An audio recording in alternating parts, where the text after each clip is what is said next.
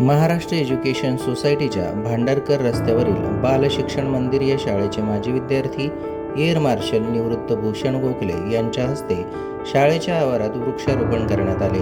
Maharashtra education सोसायटीतर्फे माजी विद्यार्थ्यांच्या हस्ते वृक्षारोपण करण्याचा उपक्रम राबवला जात आहे। त्यानिमित्ताने भूषण गोखले यांनी शाळेत भेट दिली। त्याचबरोबर शाळेत वृक्षारोपण करून शाळेच्या उपक्रमाची स्तुती केली। त्याचप्रमाणे वृक्षारोपणाचे महत्त्व सांगितले। पुणे शहरातील झाडांची संख्या कमी होत चालली असून प्रत्येकाने एक झाड लावले पाहिजे असा संदेशही त्यांनी यावेळी दिला।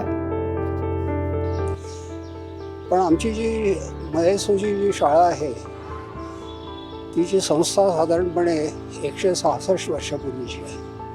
म्हणजे 1860 मध्ये एक म्हणजे आपल्या सगळ्यांना माहिती आहे तर आद्य क्रांतीवीर ज्यांना म्हणतात वासुदेव बळवंत फडके आणि 2 हाडाचे शिक्षक भावे आणि इंदापूरकर त्यांनी एक शाळा सुरू केली जी पेरुगेट भावे स्कूलच्या जवळ आहे। आणि त्या शाळेला आपण रोपटं म्हणू, असं एक रोपटं लावलेलं त्याचा ज्ञानवृक्ष झाला आहे। जवळजवळ 77-75 युनिट्स आमचे आहेत आणि अशा तऱ्हेचा जो वृक्ष वाढतो आज आपण या चांगल्या दिवशी असंच एक संकल्प केला आहे।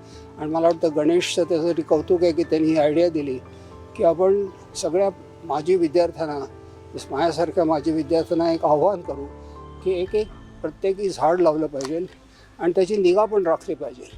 त्यामुळे आज आम्ही 2 झाडं लावलेली आहेत आणि माझी खात्री आहे की इथले विद्यार्थी पाणी घालतील, खतं घालतील आणि ते वाढेल। हे चाफाची झाडं आहेत पण निरळी झाडं। आणि आपल्याला माहिती आहे की पुण्याची पॉप्युलेशन मी जेव्हा लहान होतो तेव्हा फक्त 3 लाख होती, आता जवळ 80 लाख झाली आणि वाढते आहे। अशा वेळेला झाडाचं कव्हर जे ट्री कव्हर म्हणतो आपण ते खूप कमी झालं आहे।